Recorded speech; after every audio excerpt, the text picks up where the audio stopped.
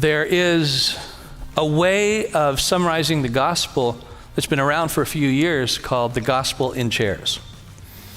It's something that I've learned from Brian Zahnd, who learned it from Brad Jersak, who learned it from someone else, who learned it from someone else. I think it was an Orthodox priest who first suggested this. And so I would love to just give you a visual representation of the gospel in chairs that I've learned.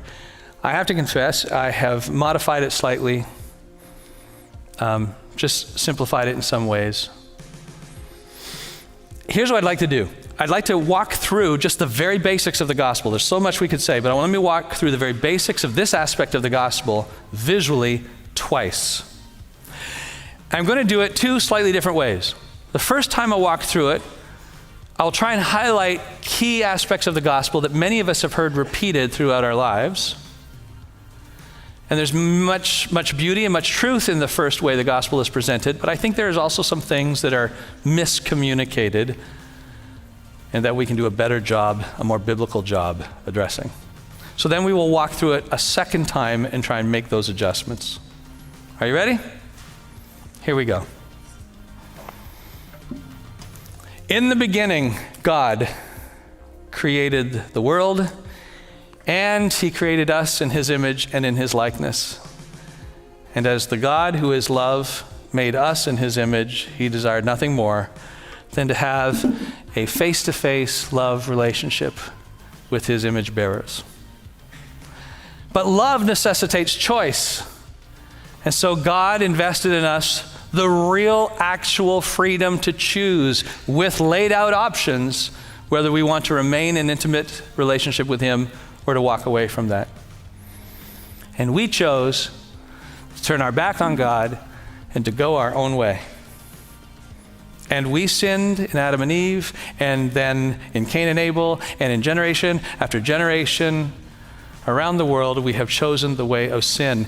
And God, who is not only love, but is also a holy and righteous and wrathful judge, too pure and too holy to look upon sin, turned his back to us. And we were under the condemnation of God, who is our source of life. But God is not just condemnation, judgment, and wrath.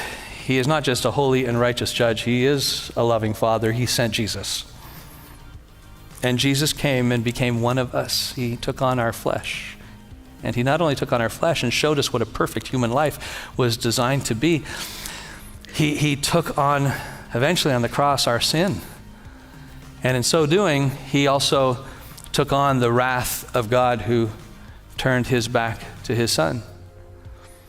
And Jesus not only took on the sins of the world, he took on the wrath of the Father, and then died and rose again to put that wrath aside. Now, Jesus not only changes our hearts, Jesus has changed the heart of the Father, who has vented his wrath on Christ and can relate to us now in mercy.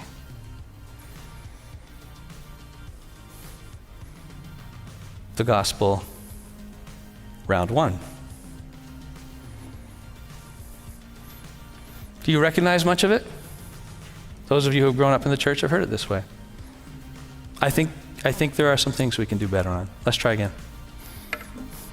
In the beginning, God created the world and created us in his image and in his likeness. And God, who is love, wanted nothing more than to have a relationship with his image bearers.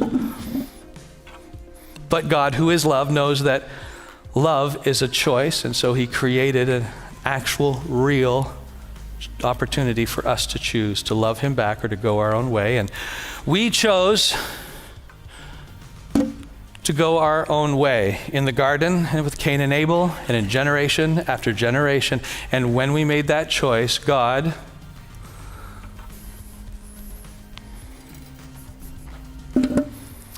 pursued us. He came looking for us in the garden. He came looking for Cain after he killed Abel. and said, I'll protect you from other people's vengeance. He came looking for the children of Israel. And even when we turned our back on him again, God came again and said, I will give you laws to guide you. I will give you directions to lead toward your own holiness. And we said, we prefer the golden calf. And God said, I will send you prophets who will teach you and who will call you. And we said, no. And God said, then I'll put you in captivity so that you will grow, not just to punish you, but so that you will grow thirsty for more of me. And we said, no. And God kept coming to us again and again, and we kept turning away until finally, because he loves us, he sent his son, Jesus, to come and become one of us and to live as the perfect man among us. Not since Adam had the universe ever seen a perfect human being. And he was freaky.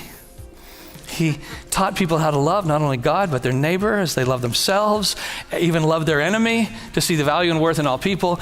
He lived a life that rebuked religion, but welcomed every sinner who felt that they were outside of God's reach. He never pushed them away in judgment. He always pulled them close.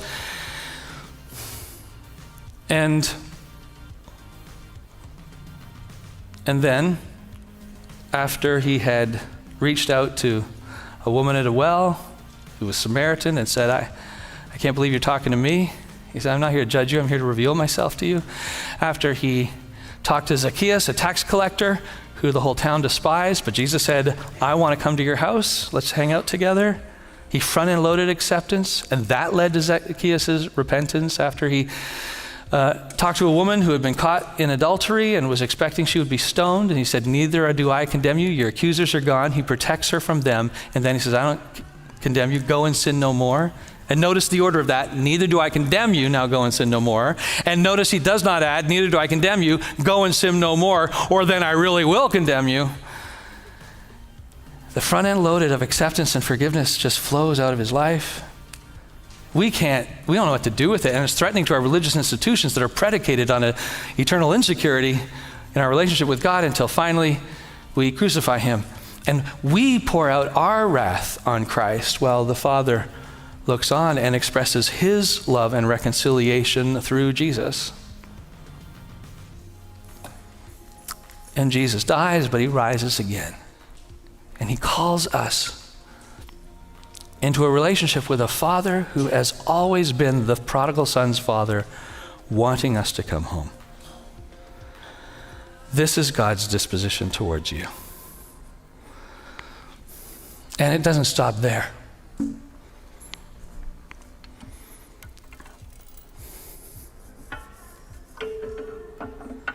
He promises not just to be a God who will live with us, but who wants to live in us and us in him.